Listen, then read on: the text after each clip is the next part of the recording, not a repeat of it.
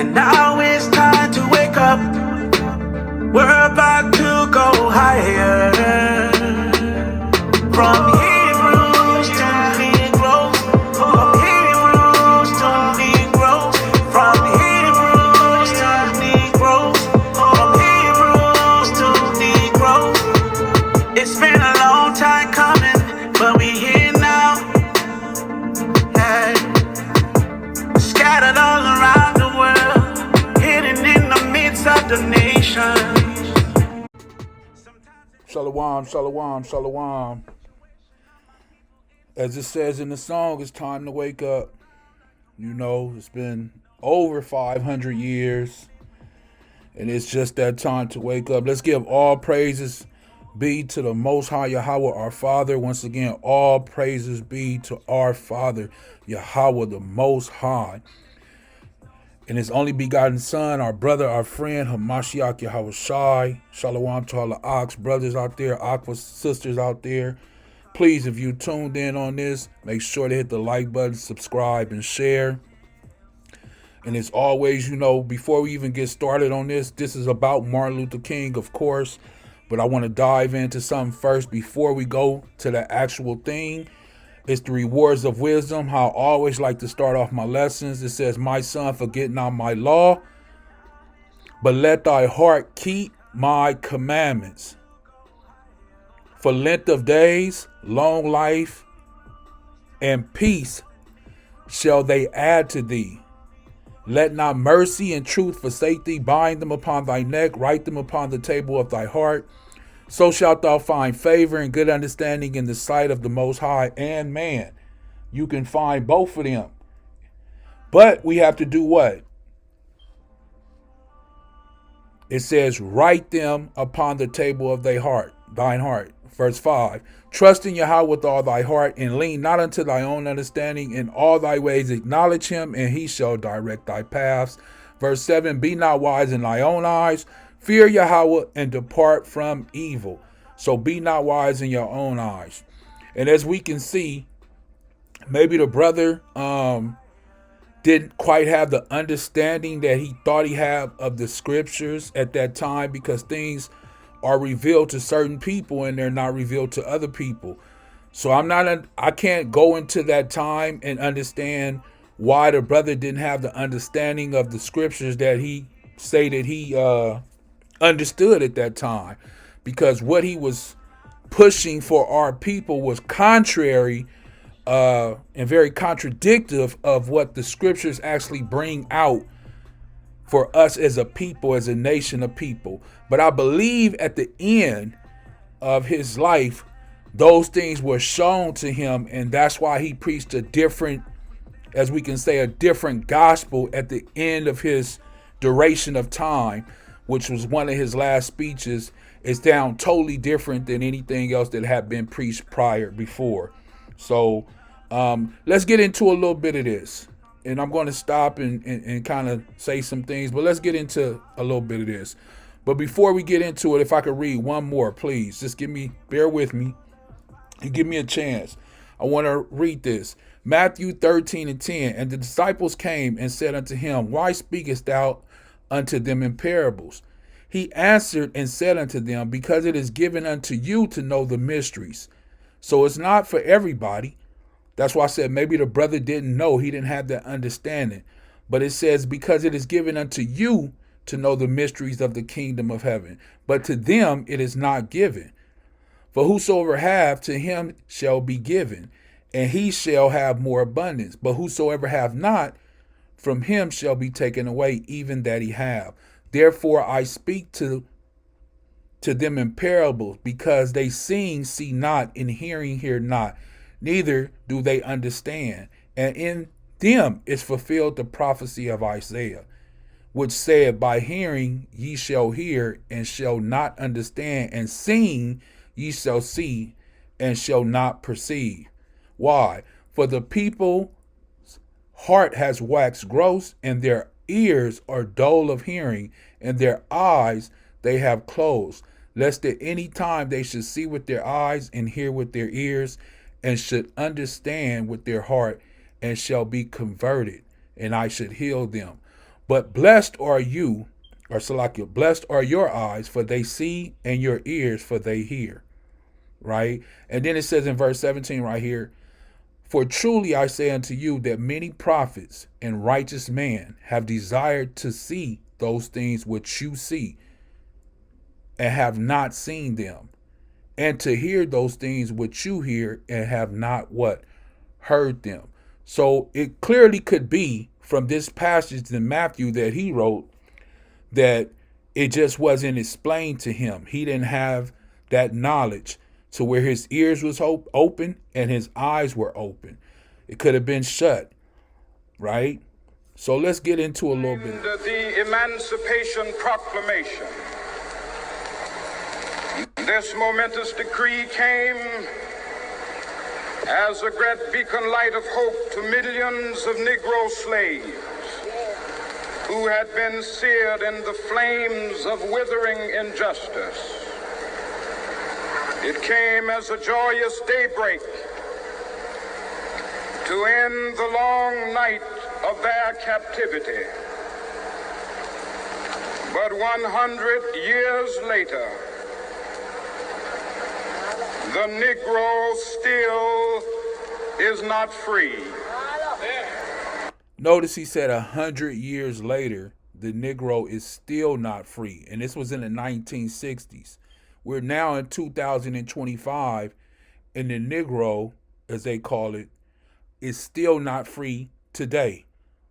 Why? Because it takes the Most High to free us. 100 years later, the life of the Negro is still sadly crippled by the manacles of segregation and the chains of discrimination.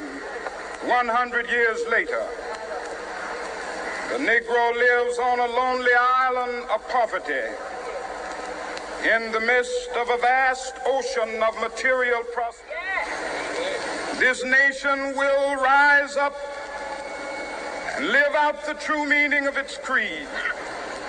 We hold these truths to be self-evident, that all men are created equal. We know that that's not true if you truly know the Bible and read the Bible, that all men are not created equal.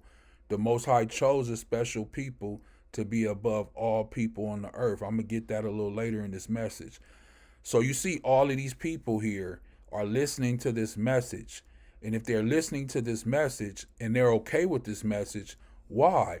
Because they must not know the word of the Most High, and they must not understand the words of the Most High, because what he's telling these people is contrary to what the Bible says. And he's supposed to be a man of the word of the Bible.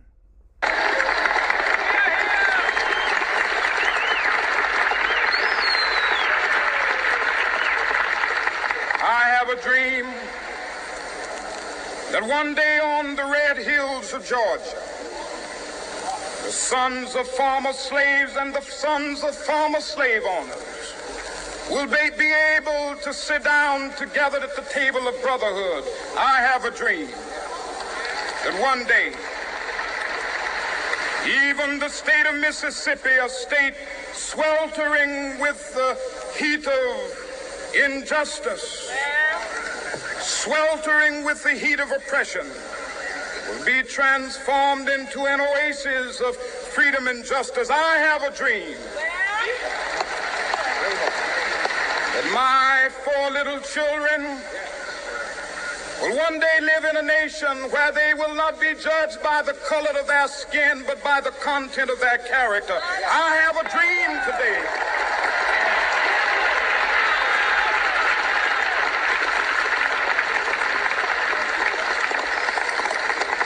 I have a dream that one day, down in Alabama, with its vicious racists, with its governor having his lips dripping with the words of interposition and nullification, one day right there in Alabama, little black boys and black girls will be able to join hands with little white boys and white girls as sisters and brothers. I have a dream today. Once again, you keep hearing that he says, I have a dream. I have a dream, right? And he just said that He wants to see little black boys and little white boys and little black girls and little white girls hold hands with each other. That is his dream. This is what he's saying. I have a dream. I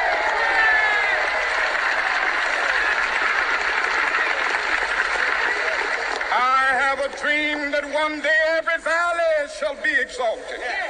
And every hill and mountain shall be made low. The rough places will be made plain, and the crooked places will be made straight. And the glory of the Lord shall be revealed, and all flesh shall see it together. This is our hope. This is a faith that I go back to the South with. With this faith, we will be able to hew out of the mountain of despair a stone of hope. With this faith, we will be able to transform the jangling discords of our nation into a beautiful symphony of brotherhood. With this faith, we will be able to work together, to pray together, to struggle together, to go to jail together, to stand up for freedom together, knowing that we will be free one day. This will be the day. This will be the day when all of God's children will be able to sing with new meaning, "My country, tears of thee." Let me stop right there. He said this will be the day that all of the Most High's children will be able to pray together and sing together. This is the book of Exodus, chapter 4. Exodus chapter 4, when the Most High children, as he just quoted, was in Egypt. And it says in 21, and Yahawah said unto Moses, when thou goest to return into Egypt, see that thou do all the wonders before Pharaoh, which I have put in thy hand. But I will harden his heart, that he shall not let the people go. And thou shalt say unto Pharaoh, thus saith Yahawah, Israel is my son, even my firstborn. Verse 23, and I say unto thee, let my son go. So Israel is the Most High firstborn. And he's saying right here in verse 23, and I said unto thee, to who? Pharaoh, let my son go, that he may serve me. And if thou refuse to let him go, behold, I will slay thy firstborn, even thy firstborn. And we know he did do that. We know that he did do that. So Israel is the Most High Yahawah's son. So when he just made that comment that all people can go together and serve the Most High and pray to him and sing to him, this is not what the Bible says, right? Let me get another one. Leviticus 20 and verse 26. And it says right here, and ye shall be holy, set apart. The word holy means to be set apart. You shall be holy unto me, for I, Yahawah, am holy, and have severed you from other people. He has separated you from other people. Let's see how it's rendered in another translation, just so nobody can say anything or try to get around it. Here's the New King James Version. And you shall be holy unto me. For I, Yahawah, am holy. I have separated you from the peoples, that you should be what? Mine. The NIV, you are to be holy to me, because I, Yahawah, am holy. And I have set you apart from the nations, meaning the people, to be my own. So no, you're not supposed to be hugging and praying and singing with any other nations. Here's the NSB 20. So you are to be holy to me, for I, Yahawah, am holy, and I have singled you out from the peoples to be mine. So he has chosen a particular people to be his. So what this man is saying different, which is a different doctrine. Sweet land of liberty, of thee I sing. Land where my fathers died, land of the pilgrim's pride. from every mountainside. Let freedom ring, and if America is to be a great nation, this must become true. And so let freedom ring. If America's to become a great nation, how can something be a great nation when it's built on robbery, theft, blood, rape, murder, pillage? They were savages. How can it be a great nation? The Bible clearly says that the land cannot be cleansed unless it's cleansed by the ones who spilled the blood. So that's clear in the Bible. So this is what I'm saying. You have to understand what this man is, one, teaching and telling the people. But maybe if he was doing it in ignorance, or he was misleading the people. From the prodigious hilltops of New Hampshire, let freedom ring. From the mighty mountains of New York, let freedom ring. From the heightening Alleghanies of Pennsylvania, let freedom ring. From the snow-capped Rockies of Colorado, let freedom ring. From the curvaceous slopes of California. Not only that, let freedom ring from Stone Mountain of Georgia. See, he talking about let freedom ring from all of these places that are in America. What is freedom? What is liberty? The true freedom is what? Being within the Most High YAHAWH. Again, I showed you in Leviticus how you have to be severed because you were his, right? Let's go to Deuteronomy real quick. Deuteronomy chapter 7. These are warnings. Now, I don't know if that man read the whole Bible. He just read the New Testament. Before I get this and I move forward, let me just show you that this man wasn't even really who he said he was. His name was changed, and it says right here, Martin Luther King Jr.'s birth name was Michael. So his name wasn't even really Martin Luther. His name was Michael, but his father changed it to Martin Luther in honor of the 16th century Protestant Reformation leader, which is what a so-called, I think he was German, a German white man. So he was named after a German white man. That's not even his name. That's actually somebody else's name that he attributed to himself. After traveling to Berlin, Germany in 1934 to attend a Fifth Baptist World Alliance, I believe, Congress, Michael King Sr. was inspired by the Protestant reformer Martin Luther. He changed his name and his son's name to Martin Luther. I mean, this is crazy. Oh, here he is right here. That's Martin Luther. So they changed their name to go after this man. And this is who he I guess he wanted to be like. At 5 years old, his father did this. So it's very important that we understand who it is that's speaking these words, teaching these words, and number one thing is to understand your scriptures first. Before you can actually go and listen to somebody speak, you need to know what they're speaking and what the words of the Most High says. In Deuteronomy chapter 7, verse 1, it says, when YAHAWH thy power shall bring thee into the land where thou goest to possess it, and have cast out many nations, which are peoples.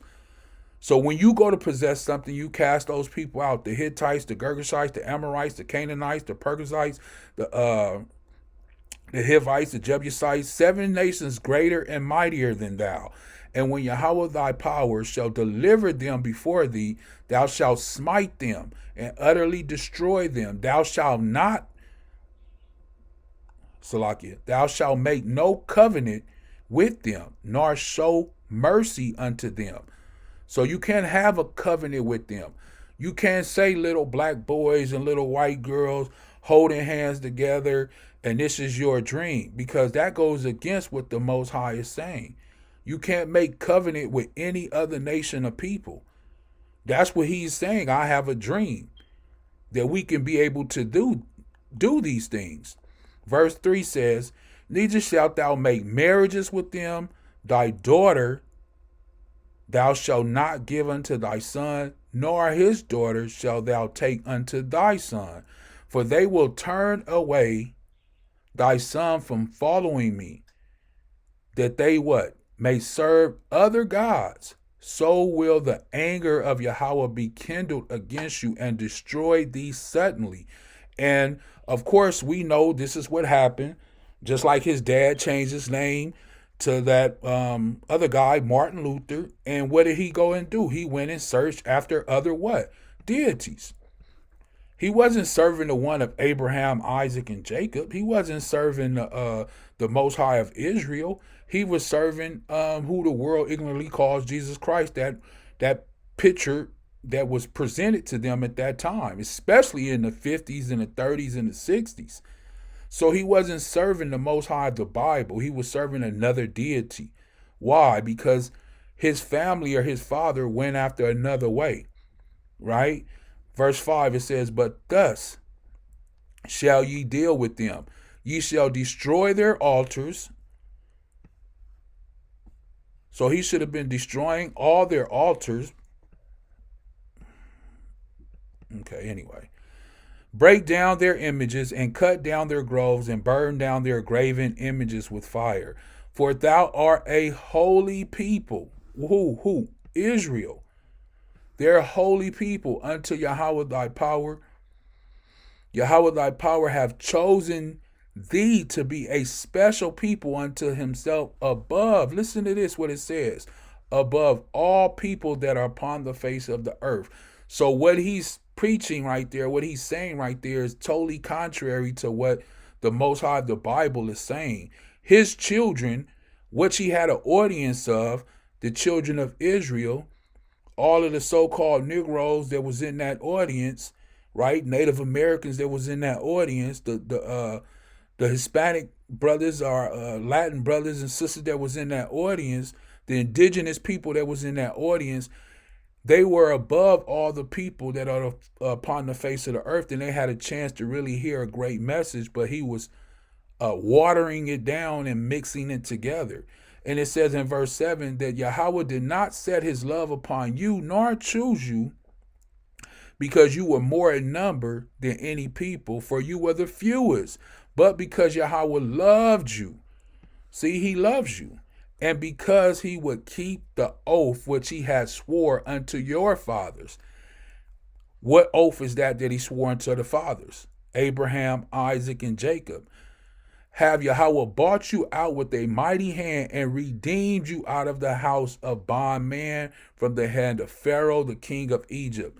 Now, therefore, that Yahweh thy power, he is power, the faithful power, which keepeth the covenant and mercy with them that love him and keep his commandments to 1,000 generations.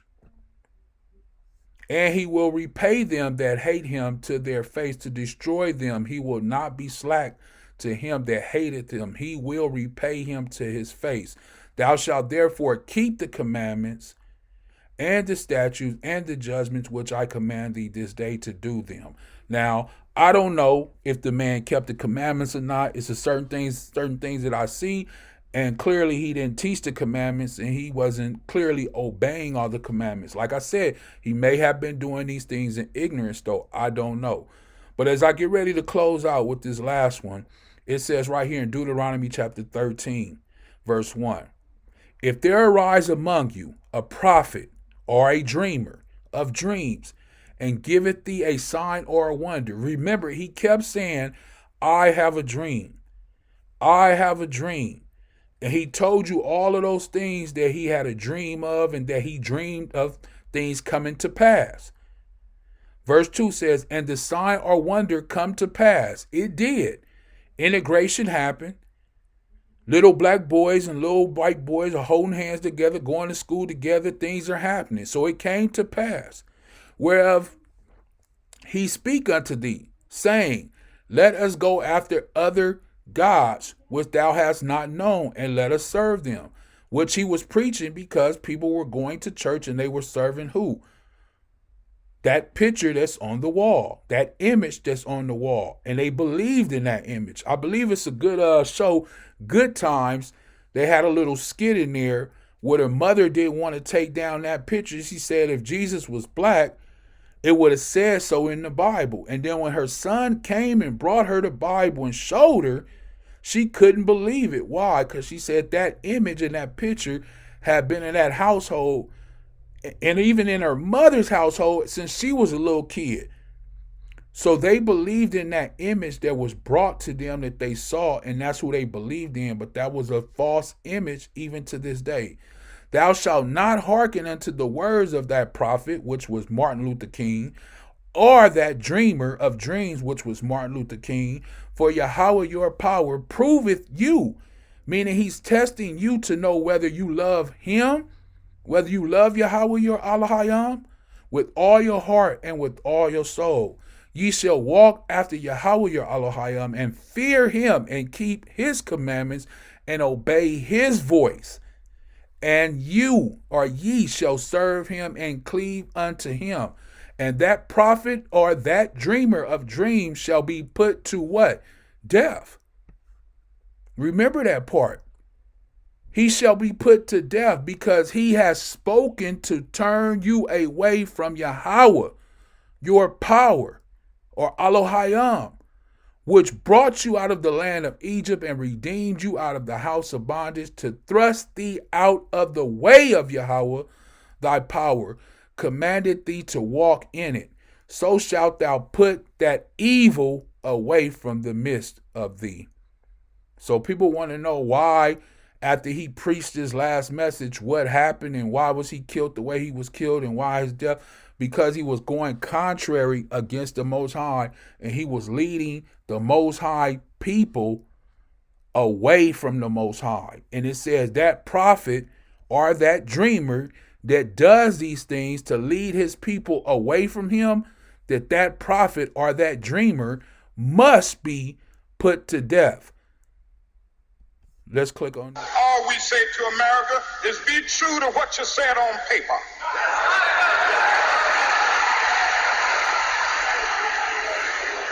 If I lived in China or even Russia or any totalitarian country, maybe I could understand some of these illegal injunctions.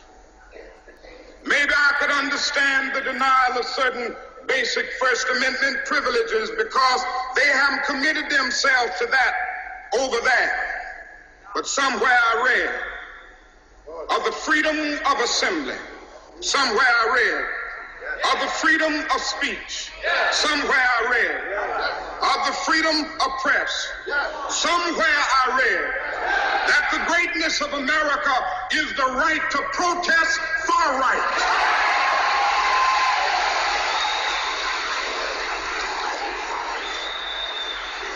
So just as I say we aren't going to let any dogs or water hoses turn us around, we aren't going to let any injunction turn us around.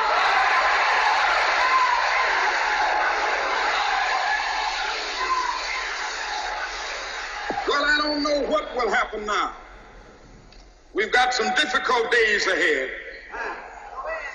But it really doesn't matter with me now because I've been to the mountaintop.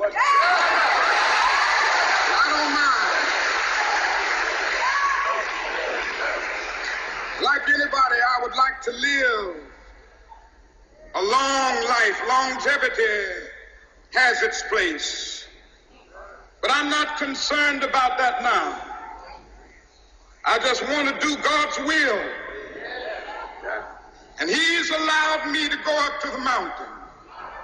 And I've looked over and I've seen the promised land. I may not get there with you, but I want you to know tonight that we as a people will get to the promised land. Notice he said, we as a people shall get to the promised land. If you was to listen to this whole speech, which I implore you to do, go back and listen to this whole speech. It's totally different than every other speech that he has given. This is why this one says, I've been to the mountaintop. The Most High allowed him to see what it was that he was truly saying to the people. That's why it was different than any other message that he had preached before. And that's why this message that he preached, when he preached this message, they killed him right after that. Because it was different. Because the Most High had opened up his eyes to see what he was saying was not truly from the Most High. So I'm happy tonight. I'm not worried about anything. I'm not fearing any man. Mine eyes have seen the glory of the coming of the Lord.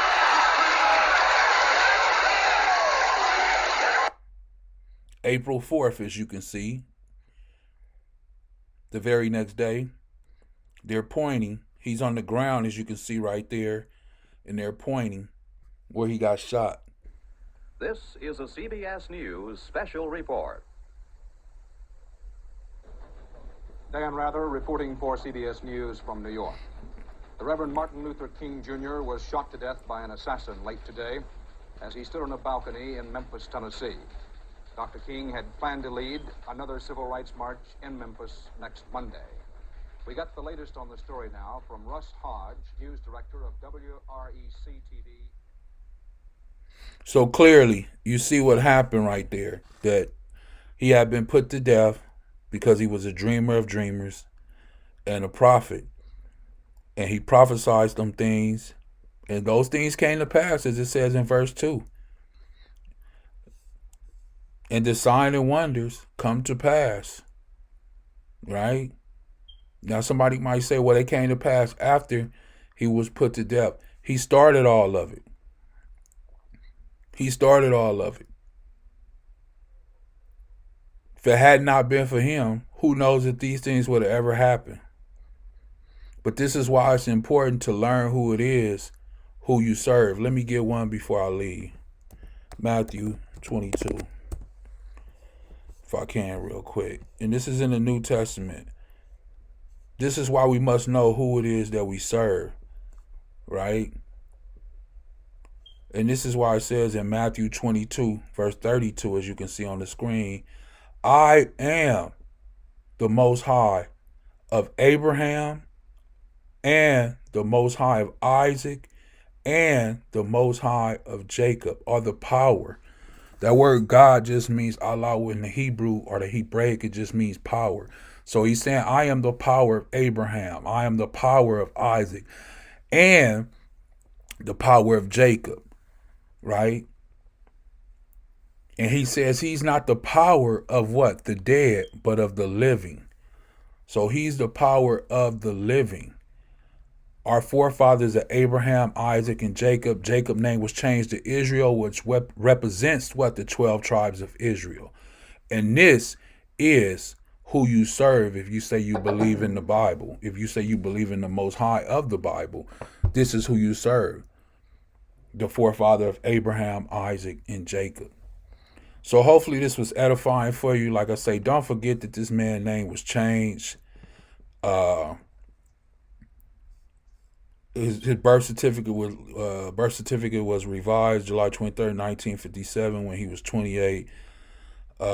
Continue to call him Mike. You know, so he was going to be like this man right here, Martin Luther. I'm not even going to waste the time of clicking on that. But like I say, it's important that you just get that understanding. And hopefully, like I say, it was edifying for you. Once again, that's why I played the song from Hebrews to Negroes. We are the true Hebrew Israelites of the Most High, YAHAWH, of Abraham, Isaac, and Jacob. But before you do anything, you must follow the words of the Most High. You gotta know His word and follow His word and be under subjection to Him. So once again, all praises be to the Father. Call Halal YAHAWH by Ahchyam Mashiach Yahweh Shai, Kwam Yasharala, and Shalawam.